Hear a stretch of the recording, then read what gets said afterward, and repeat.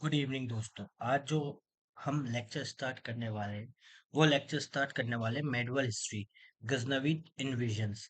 तो अपन को ये देखना है कि ये जो गजनवीद इन्वेजन इंडिया में हुए ये किस वजह से हुए, कैसे हुए और किस किस कारणवश हुए।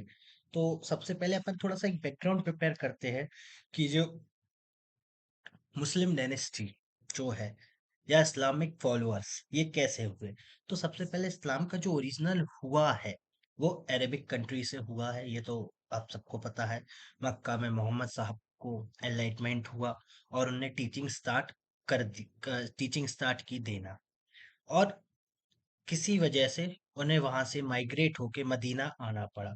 पर मदीना में 8 साल रहने के बाद वो वापस मक्का गए और वहां से अपनी टीचिंग दी। और सऊदी वाला जो पूरा रीजन है वो एक मुस्लिम डायनेस्टी में कन्वर्ट हो गया। अब सबसे पहले एक आइडियोलॉजी होगी उनकी भी कि किस वजह से ये सब किया। तो उनका जो मेन इतिहासकार मानते हैं या जो सोच रही होगी उनकी खुद की कि इस्लाम एक मोनोथीज्म की ओर आगे बढ़ाता है, एक आइडियोलॉजी क्रिएट करता है। और साथ साथ उनकी ये भी सोच रही होगी जो ट्रेड यूनिफॉर्म हो जाएगा और सोसाइटी भी यूनिफॉर्म हो जाएगी मोनोथिज्म के आने से। और सेंट्रलाइजेशन से पावर बढ़ेगी जो कि मोनोथीस से बढ़ रही है, और खलीफाओं के पास सारी पावर आ जाएगी, यहाँ पॉलिटिकल और रिलीजियस। इस सोच की वजह से इस्लाम का एक्सपेंड किया गया हर जगह।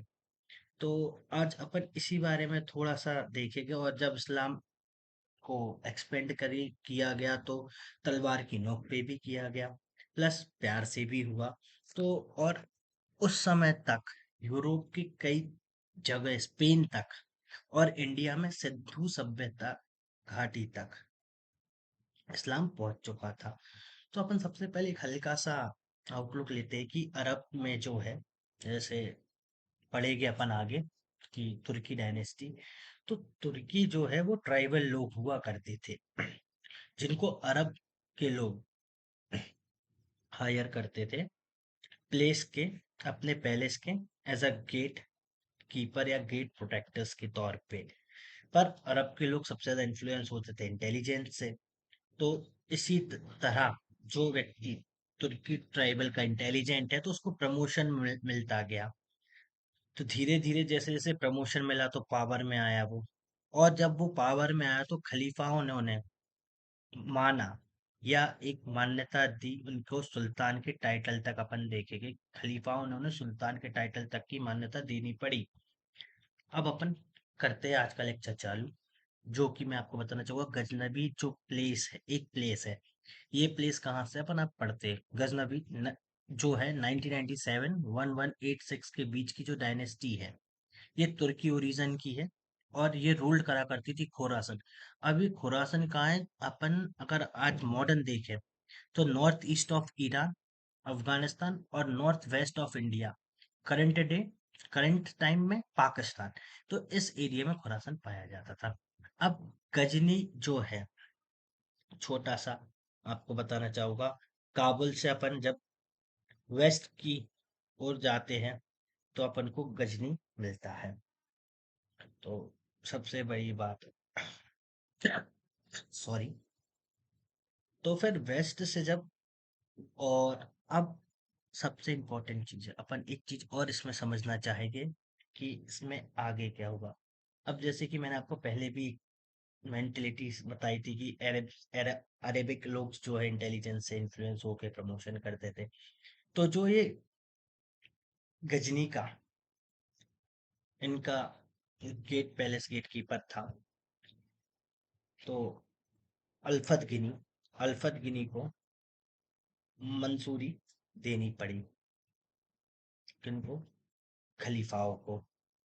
और फिर सुबुत गिनी को क्या बनाया गया, गवर्नर बनाया गया गजना का, मॉडर्न डे गजनी अफगानिस्तान में। और ये किसने किया, सबने, जो ईरानी मुस्लिम डायनेस्टी थी उनने इसे गवर्नर का टाइटल दिया। तो अब हम एक चीज तो समझे है कि इस्लाम के आने से मोनोथीज्म हो गया। मोनोथीज्म से जो हुआ, लोगों में जैसे जैसे इस्लाम अपने बढ़ा तो वैसे वैसे इस्लामी भाईचारा भी बढ़ा। तो अपन अब एक चीज देखें, तुर्की को, जो तुर्किक डायनेस्टी थी उस समय की, या ट्राइब थी, उनको ये न्यू फार्मूला मिला था इस्लाम का। और जैसे ही इस्लाम का न्यू फार्मूला मिला तो उनको एक न्यू फंडा मिला जिहाद का। तो जैसे ही जिहाद का फंडा मिला, तो उनसे उनने अपना इन्वेशन करना और खुद को एक्सपेंड करना स्टार्ट करा, कि जिहाद के नाम पे। जैसे कि उस समय जो सुल्तान या जो व्यक्ति भी, जैसे अपन सुबुकुद्दीन गिनी की बात करेंगे, गजना के जो गवर्नर थे, वो ये अपने व्यक्तियों से कहते थे जब उनके पास मैन पावर जुड़ जाती थी, कि अपन अब इस्लामिक डायनेस्टी में कन्वर्ट करेंगे दूसरी चीज जगहों को, या दूर कैप्चर करके उनको इस्लाम को फॉलो करने के लिए मजबूर करेंगे। तो यहाँ से ये सब स्टार्ट होता है। मेरे हिसाब से आपको चीजें समझ में तो आ रही होगी। अब सबसे बड़ी बात ये होती है कि महमूद गजनी इंडिया के ओर ही क्यों आया। वो चाहता तो ईरान की ओर भी जा सकता था आगे। तो गजनी के जो वेस्ट में एक अब्बासी करके एक ट्राइब हुआ करती थी, वो बहुत पावर में थी, तो उस दर से उसका रास्ता बंद हो गया। और अगर आपको बताता हूँ, ये जो मूवमेंट हो रहा है सारा गजनवी डायनेस्टी का, ये एक लड़ाई किस वजह से चल रही है? ट्रेड रूट की वजह से। और ट्रेड रूट कौन सा? रेड सी वाला, पर्शियन गल्फ वाला, और जमीनी रूट। तो उस समय जो गजनवीज की मेंटेलिटी रही होगी कि हम अफगानिस्तान में स्टे करते हैं और टोल के तौर पे अफगानिस्तान की जगह को यूज करते हैं, और कभी अगर पैसे खत्म होते हैं तो हम इंडिया में जाकर लूट के आएंगे। तो गजनवी एक चीज है, लुटेरे से ज्यादा कुछ नहीं थे इंडिया के प्रोस्पेक्ट से देखा जाए तो। और सबसे बड़ी बात, गजनवीज ने इंडिया पे अटैक क्यों किया? तो अपना जो नॉर्थ वेस्ट फ्रंटियर था वो वीक हो गया था। तो अपन अब लेक्चर स्टार्ट करते, पढ़ते और समझते आगे का।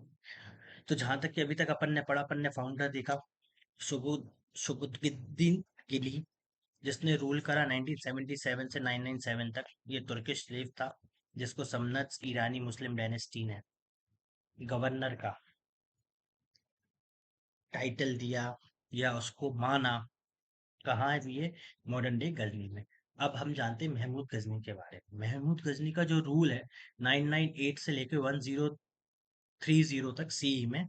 और इसने एक पॉलिसी यूज की, एक्सपेंशन की पॉलिसी, कि हमको बढ़ते जाना है। तो गजनवी पावर की जो अपन एक जेंटी देखेंगे, चरम सीमा देखेंगे, वो महमूद के गजनी के टाइम पे ही देखेंगे, कि उसने अपना जो एरिया है, एम्पायर है, वो ऑक्सस रिवर से लेके इंडस वैली और इंडियन ओशियन और वेस्ट में कैप्चर किया उसने ईरानी सिटी ऑफ रे एंड हमदार।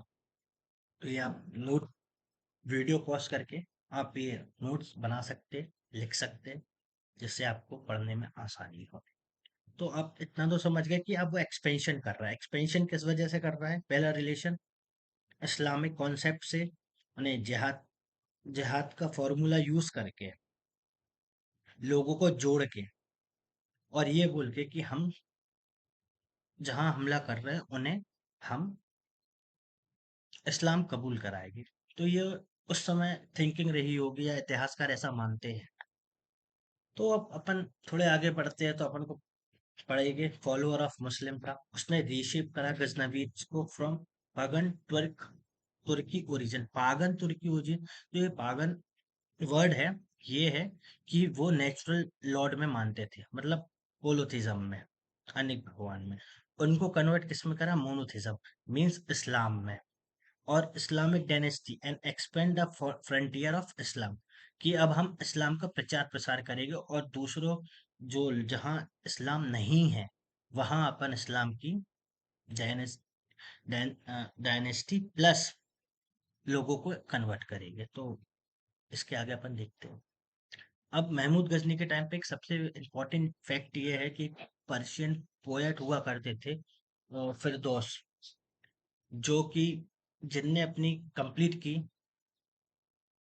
एपिक कंप्लीट की शाहनामा, बुक्स ऑफ किंग्स, किसके कोर्ट में? महमूद गजनी के कोर्ट में। कब की? 1010 में। और ऐसा है माना जाता है कि महमूद ने इंडिया में 17 रेड्स की। तो अपन अब रेड्स के बारे में देखते हैं और कहाँ से किस जगह से की। तो सबसे पहले अब अपन अफगानिस्तान की जो डायनेस्टी है गजना को छोड़ के इंडिया की ओर देखते हैं कि इंडिया में किस रीजन की वजह से ऐसी सिचुएशन हुई कि एक जो छोटी सी तुर्की डायनेस्टी है वो पावर में आने के बाद इंडिया में सिर्फ लूट करने आ रही है, लूटपाट करने। तो अपन एक चीज देखें कि नॉर्थ इंडिया उस समय डिवाइडेड था कई नंबर ऑफ हिंदू स्टेट्स में। और कुछ इंपॉर्टेंट किंगडम्स है जो नॉर्थ इंडिया की, वो है हिंदू शाही किंगडम और कन्नौज, गुजरात, कश्मीर, नेपाल, मालवा एंड बुंदेलखंड। अब इसी पे से आप थोड़ा सा देखिए कि डिवाइड है नॉर्थ इंडिया इतने सारे किंगडम्स में, तो यूनिटी की लैक है। जब यूनिटी लैक है तो कोई भी आपका जो एनिमी है उसको एक इजीनेस होती है किसी पे अटैक करना। तो सबसे बड़ी चीज आप आज भी याद रखें पास्ट से सीखते हुए कि देश में यूनिटी कभी खत्म नहीं होनी चाहिए, जिससे अपन हमेशा तरक्की की ओर आगे बढ़े। तो अब अपन देखते हैं महमूद गजनी ने रेड्स कहाँ कहाँ की और पहली रेड कहाँ की। सबसे पहली रेड जो की उसने हिंदू शाही किंगडम पे की, जिसके राजा थे जयपाल, और उनको हरा दिया 1001 में। और इस हार के बाद जयपाल को ऐसा लगा कि उनकी जो रिस्पेक्ट है वो कम हुई है, इस वजह से उनने खुद को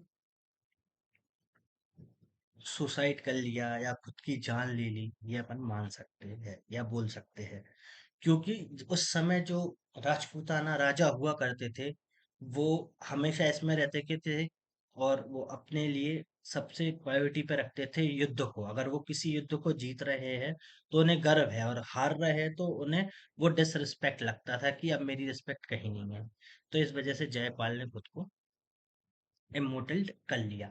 अब हम देखते हैं जो जयपाल के बेटे हैं आनंद पाल, उनने भी महमूद से एक युद्ध लड़ा, जो जिस युद्ध का नाम है वह है हिंद बैटल। तो आप हमेशा याद रखें अगर कभी भी क्वेश्चन पेपर में आता है कि महमूद गजनी ने जो युद्ध लड़ा आनंद पाल से, उस बैटल का नाम क्या है, तो आपको याद रखना होगा वाहे हिंद बैटल। और वाहे हिंद वो बैटल कहाँ हुई, हिंदू शाही कैपिटल में हुई, कहाँ, नियर पेशावर, पेशावर के पास हुई। कब हुई, 1008 में।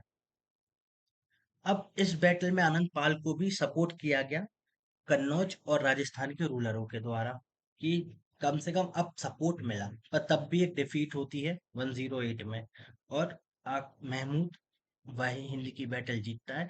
अब महमूद जो कि काबुल में बैठा है, या अपन गजना में बैठा है, तो उसका जो अब रूल एक्सटेंड हो रहा है, किनको हरा के, हिंदू शाही किंगडम को हरा के वो पंजाब तक अब उसका रूल होने हो गया है। तो ये रूल है। पर उसने अपना रूल अभी एफर्ट नहीं किया इंडिया में स्टेब्लिश करने का। और फिर अपन नेक्स्ट पार्ट में देखेंगे कि महमूद ने अपने जो रिच टेम्पल्स हैं और सिटीज इन नॉर्थ इंडिया में क्यों अटैक किया। तो एक एशियन पीरियड से हमेशा अपन पढ़ते आते हैं कि जो रिच टेम्पल्स है, टेम्पल्स के रिगार्डिंग उस समय वो बैंक हुआ करते थे। तो सारी जो पैसा है, अनाज है, तो बैंकों में एज अ टेम्पल्स में सेव करके रखा जाता था। तो महमूद का पहला टारगेट हमेशा टेम्पल्स ही रहेगा, क्योंकि उस समय वो बैंक के रोल में हुआ करते थे। तो अब अपन देखते हैं सबसे पहली रेड या सबसे पहली लूट कहाँ की, महमूद गजनी ने। तो 1011 में उसने Nagarkot in the Punjab hills and Thaneshwar Delhi, ये दो जगह लूट की। फिर 1018 में महमूद ने अपनी होली सिटी मथुरा और साथ में कन्नौज पे अटैक किया। ये सब होने के बाद अब महमूद गजनी की जो थिंकिंग थी वो ये थी कि यहाँ से पैसा लूट के हम अफगानिस्तान वाले रीजन में उसकी डायनेस्टी गजनवी डायनेस्टी के रीजन में रहे, और जब भी पैसे की जरूरत पड़े तो हम इंडिया आए लूट करके वापस जाए, जिससे पॉलिटिकल पावर सेंट्रल एशिया में उनकी बढ़े। इस वजह से तो काबुल से लेके पंजाब तक का रीजन जो कि मैं आपको पहले बता चुका हूँ, कंट्रोल में था मोहम्मद के, पर उसने एफर्ट नहीं किया इंडिया में सिस्टमेटिक कैप्चर करने का। और 25 साल के अंदर अंदर उसने 17 रेड्स की इंडिया पे। और उसकी जो सबसे आज भी जो सबसे अपन कहे कि एक बहुत बड़ा खजाना लूटा, वो था हमारा सोमनाथ टेम्पल, गुजरात का। कब लूटा? 01025 सी में उसने सोमनाथ टेम्पल पे अटैक किया। और उसकी जो वेल्थ थी, ऐसा इतिहासकारों मानते हैं कि उस समय 17 या 20 ऊँटों पे वो इतना धन ला चढ़ाकर ले गया, प्लस इतनी चाबियां ले गया उन लॉकर्स को खोलने के लिए कि वो बहुत बड़े अमाउंट था। तो इसलिए सोमनाथ जो टेम्पल उसने डिस्ट्रॉय करा, वो वेल्थ के पीछे डिस्ट्रॉय कर दिया था। और सिस्टमेटिक कैप्चर वो कभी चाहता ही नहीं था इंडिया पे, सिर्फ उसका टारगेट था कि हाँ कि हमें लूट करना है और कुछ नहीं। तो अब इस लूट की वजह से इतनी सारी जो लूट हुई है इन नॉर्थ इंडिया में, तो एक चीज तो ओपन हो गई थी वर्ल्ड में कि इंडिया का जो है नॉर्थ वेस्ट रीजन वो कमजोर है। क्या क्या चीजें कमजोर है? हमारी मिलिट्री फोर्सेस, डिफेंस, यूनिटी नहीं है इंडिया में, डिफरेंट अलग अलग किंगडम्स है, इस वजह से सारी चीजें वीकेड अप हो गई थी। और उसके बाद महमूद का सन मसूद रूल में आता है काबुल में।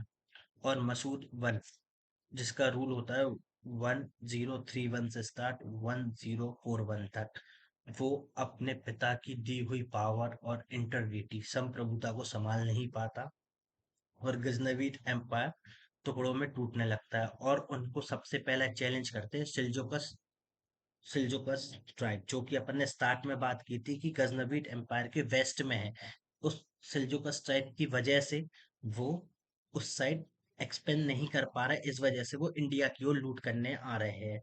तो सबसे पहले उसके हाथ से खुरासान जाता है, खरवान जाता है, ये दो जगह चली जाती है। फिर मसूद की डिफीट भी होती है डंडनकन बैटल में 1040 सी में। और उसके हाथ से ईरान की सारी टेरिटरी और सेंट्रल एशिया वो खो बैठता है। और किस के अगेंस्ट खो बैठता है? सिल्जुकस के अगेंस्ट। ईरान में हम अपन ने स्टार्टिंग लेक्चर में बात की थी, रे और हमदान करके जो दो सिटीज उसने महमूद गजनी ने जीती थी, वो उसका बेटा मसूद वन खो देता है और सिल्जुकस के हाथ में चली जाती है। और गजनवी फिर एक छोटे से एरिया में रूल करते, ईस्टर्न अफगानिस्तान और नॉर्थ इंडिया के बीच में। और ये रूल कब तक रहता है? 1186 तक। फिर एक छोटी सी डायनेस्टी घुरिद पावर में आती है और उससे लाहौर छीन लेती है। तो नेक्स्ट लेक्चर जो होगा अपना, वो घुरिद इन्वेंशंस पे होगा। और घुरिद इन्वेशन की वजह से ही हम दिल्ली सल्तनत की स्टार्टिंग देखेंगे भारत में। तो आज के लेक्चर के लिए थैंक्स अ लॉट। और लाइक और सब्सक्राइब करना चैनल को ना भूलें। Have a nice day. और पढ़ते रहे, हंसते रहे और खुश रहे। Thank you.